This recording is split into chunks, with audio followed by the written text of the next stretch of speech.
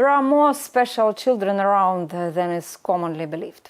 They need special, complex psychological as well as pedagogical help and organization or conditions for their education and development. And it's not easy, it's hard, but the result is worth the effort because it gives such children happy childhood and a good future. Autism, disease, disorder or condition. Why do medical trends indicate that it will be treated as a condition in the future? What should parents know and what should guide them? And what is the current reality regarding education and support for individuals on the autism spectrum? Today, we are discussing autism as a phenomenon and inclusion in the USA with a special education teacher who has years of a practical experience in California public schools, James Edward Frost. Welcome. So, hi. Hello. And welcome to our studio. Thank you for having me. Is this your first visit to Ukraine? Have you ever been to Kryvyi Rih specifically? I've never been to Ukraine. It's my first visit, so of course I've not been here before. No. Okay, you have many meetings scheduled in the city, I know. Yes. Including collaboration with the United States. And what's the main goal of your visit? I think NGO is just an excellent organization. The work that I've seen them part of this last week is exemplary. Mm-hmm. Similar things we do in the United States. We have NGOs, but most services are provided through the government. It's a pleasure for us, yes. For our city. Yeah. I know that you also have your own experience. You have a personal connection to the topic, our topic of the autism. Have a son. Mm-hmm. And cared for a brother with special needs. So what was the most difficult things for you? The difficult part? Was it the stage of acceptance? I would say first the bureaucratic machinery was not an issue. Mm-hmm. For me, it was acceptance. My son was misdiagnosed many times, not many times, but he was misdiagnosed. So autism in 1988 when he was born, what is autism? Till what age? Misdiagnosed? Early teens, and then he was reassessed, which is a whole process that we have in the United States, which is good. But I think the biggest problem I had was not accepting who my son was, regardless of what his issues were, mm-hmm. was just being able to adapt and learn to live with these issues that he has and find out and work, how can we get help and what are the next steps? It was difficult, the transition for a number of years, trying to figure out what was not right. Like a road, yeah. With different steps. Eh? Yes, exactly. According to the World Health Organization, approximately 1% of the global population, or 1 in 100 children, statistic, is affected by autism spectrum disorder, ASD. Yeah? Mm-hmm. In total, there are between 61 and 80 million people with autism worldwide. Many call this a kind of modern epidemic, and while others dismiss that notion like nonsense, arguing instead that medical science has simply become better at detecting. What is your take on this? I believe those figures are accurate, 1 in 100. I've learned those things. Mm-hmm. It's important to distinguish that science is making progress, but we still do not know what the issue is. Is it genetic or is it... What exactly? Yeah, and so I think that we do a better job of diagnosis, and the spectrum is, ASD is the spectrum. It's not just focused on one thing. Different levels. Exactly. My son, for example, is high functioning. He's very, very high functioning. A thing that said to me that says it's not an epidemic is the preponderance of cases of autism are boys.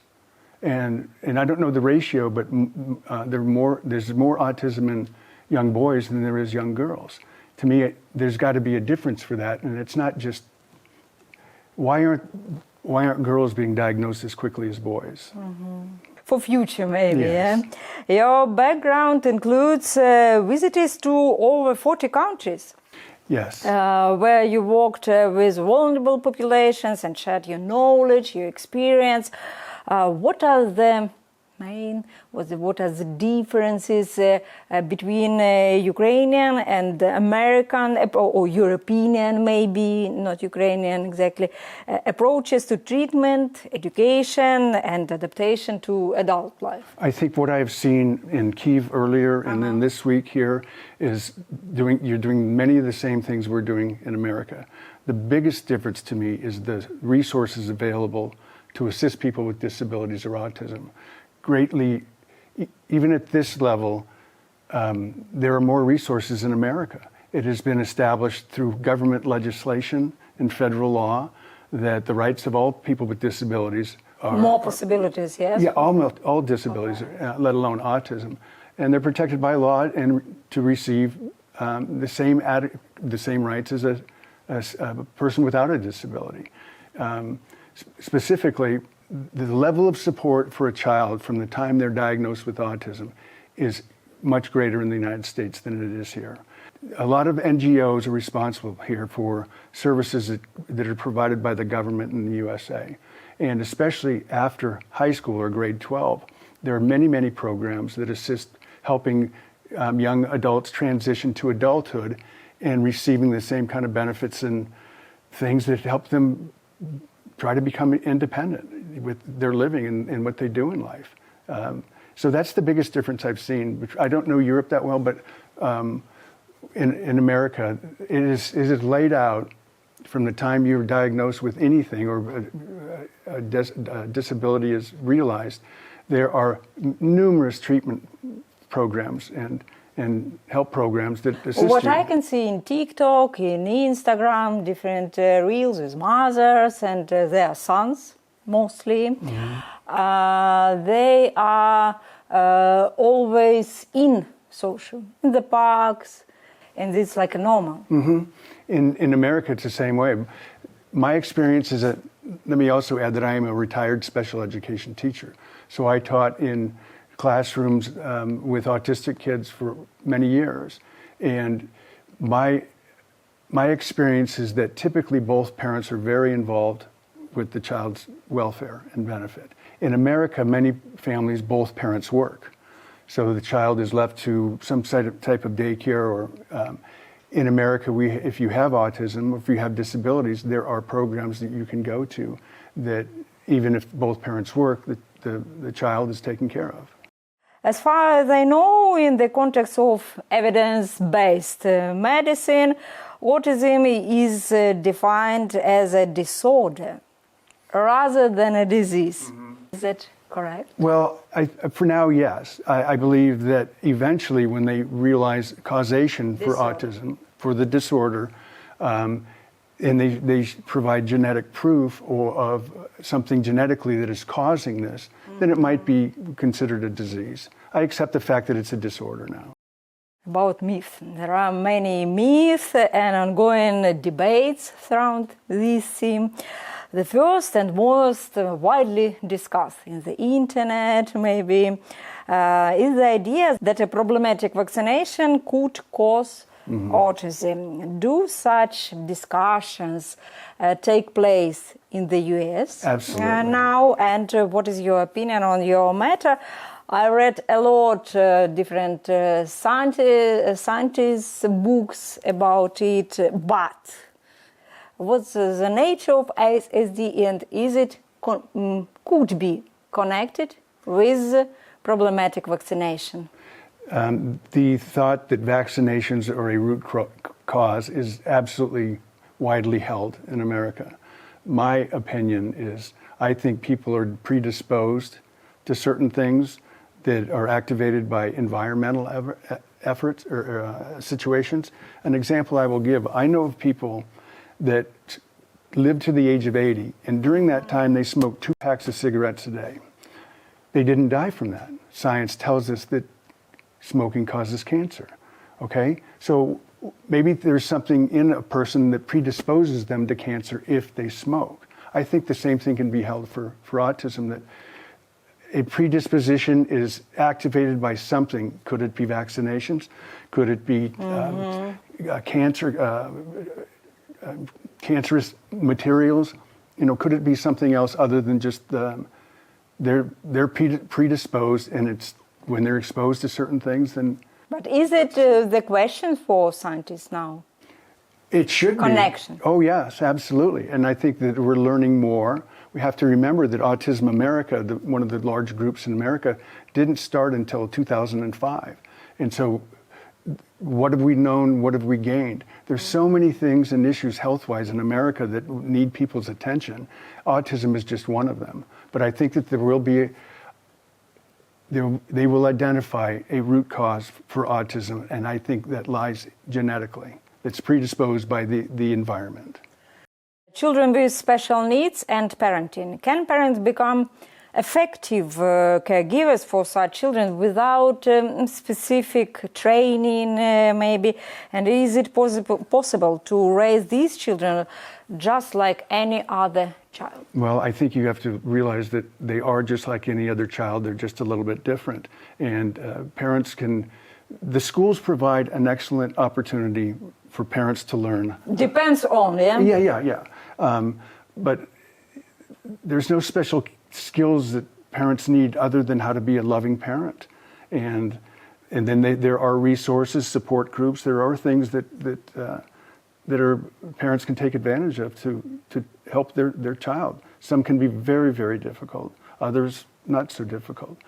Neurocorrection and stem cells, where is modern medicine hidden, and can we look forward a miraculous breakthrough in helping children on the autism spectrum? I only know of one case where the family was attempting to do that, and it was based by a neurologist in Austria, I think it was. Other than that, I don't know a lot about stem cell other than it's promising in many, many areas. Whether it can be that beneficial to autism, I just don't know. I know you are connecting with psychology. Yes. You are a researcher, and you conduct your own lectures and training sessions in Ukraine also. And your focus is on the education and support of children with special needs. Inclusive education, we have talked about it in our start. In Ukraine is developing slowly, and there are still many gaps. What should be the fundamental, mandatory elements of this system? Fundamental changes. You include the inclusive system that does many things. It treats a child like others, but it's important because the way we worked when I was a teacher in the classroom, we had different varying levels of autism, but those who could do more, for example, read or write, would go into a mainstream classroom so they could be with kids, learn how to socialize with others, but like a common class. Yeah, a common class. Yes, thank you. And excel at something they do well. A different model is a child with autism is in the class every day. I'm not a big proponent of that because it takes a lot of resources, but taking advantage of a child's or a student's, skills in a different level, you take advantage of that by the inclusive model. But you also have to have the support mechanisms to create that and maintain that model. And that's what the United States is focusing on, I think, more than Ukraine. So that would be an ultimate goal. Overall, it's difficult for parents to both accept the news about their child's condition and to live and to work while dealing with it. It's hard life, we can talk. Often mothers are left to face this alone, as fathers frequently cannot cope with the strain. What's the situation like in the US in this regard? I think there's some elements of that, but overall my experience as a teacher is that both parents are involved in some way or another. The husband may work, the wife may work, and then there's places for the student to go, the child to go. But there's there's nothing more important than the love of a child. And in America, my experience has been that both parents are very much involved. Regarding specialists, special education teacher, medical educator, psychologist, rehabilitation specialist, social worker, there are so many professionals needed in this field, and it's a challenging area marked by staffing shortage and low wages. How crucial is the help of specialists and the consistency of therapy sessions? Well, this is what is really good about America, because there are protections. Each problem, each occupation. Well, for example, a student who goes into special education in America is assessed as to what they're capable of doing. The people that are involved with those assessments could be a psychologist, an occupational therapist, a speech and language pathologist, an adapted PE specialist. And there's one more I'm forgetting, but the bottom line is a group of professionals gets together, assesses the child, and comes up with a plan to treat that child, or for that child to grow and learn in school. This is all done by the public school system. From different sides, yes. Yeah, but it's all focused on the public schools, which are mandated by law to provide a fair and appropriate public education to every child. And this specifically is more involved with special needs students than others. About famous and successful figures, billionaire Elon Musk, actor Anthony Hopkins, as well as genius of the past, Einstein, Mozart. I cannot say this as an absolute fact, but there are reports suggesting they all had autism spectrum disorder. In your experience, how often do such people achieve success and climb their career ladder? Well, I find it difficult for people to go back to Mozart and label them as this or that. When it comes to Elon Musk, politics aside, he is an absolute genius. He's an incredibly smart human being. Genius and autism. Well, you know, you flip the coin, what is it? It's alive. Yeah, and I'm not going to sit here and say that anyone has any sort of condition, but I think there's a level that contributes to higher intelligence and how that higher intelligence works outside of normal people like me or anyone else. Art, science. Oh yeah, very creative people, but the main thing is it's just a label, you know. It doesn't really matter what Elon Musk is or not, or Mozart or Anthony Hopkins. It's what do we do with what we have? And certain people excel at high levels. Is that a result of autism? Or so to answer your question, I'm not sure, and I'm not going to answer for people what they do or don't have, but I believe that there is a level within ASD that promotes a type of learning that is not capable by other people, especially with autism. Do you use such definition like RAINS people? That definition is an overworked, overused word. It's not common, yeah? Not as common anymore. The movie came out 20 years ago, but that level of intelligence that somebody could sit and watch a deck of cards over and over again and determine what has been played and what hasn't. Like deeply in this theme? Yeah. I can give you another example.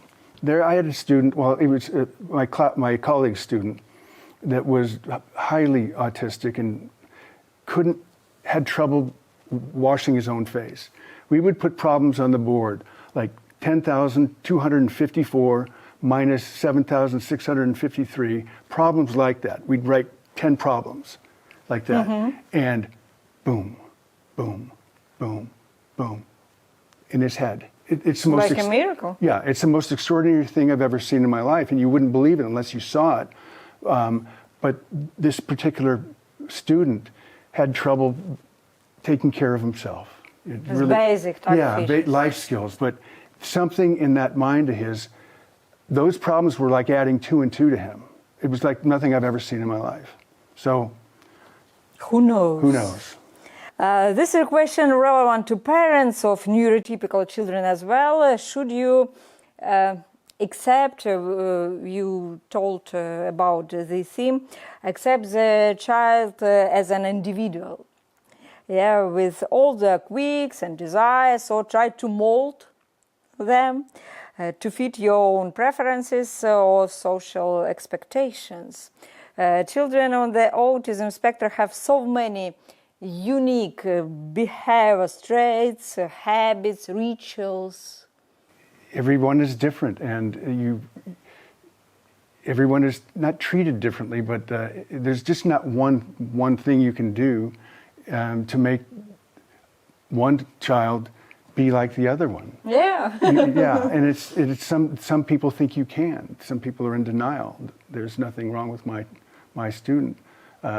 It's the main step, I think. Yeah, and what I've talked to people about here is that disabilities in general and autism is more accepted, because today we're doing more and more to integrate people, especially autism, in social situations that allow them to benefit. The school is the source where all of this begins, but it's just another child that you love, and that makes the difference. I think many parents could watch our interview, our conversation. What advice do you have for parents? What is the most important hard journey of parenting a child with special needs? Number one is to acknowledge it. I mean, number one, you're going to love your child. Number two is to accept who your child is. I also had a brother that had cognitive delays and physical disabilities. He passed away when he was 17 years old. We adapted and learned how to live with him, and he assimilated into our family of 5 kids. So it was not the same, but you learn what you need to learn to help your child. And again, there are many, many resources in America, starting with the school system that is legally bound to provide that child an education. Don't try to change him. Don't try to, yes. Change the situation, maybe. Yeah, you adapt. Now, obviously, the one with autism has to learn basic rules, but overall, you're not going to treat that child always the same as your others. You're just not going to do it. You have to adapt to what benefits them the most. Thank you. Thank you. For such important conversation, for your time and for your frankness. Well, thank you for having me. Thank you very, very much. Thank you.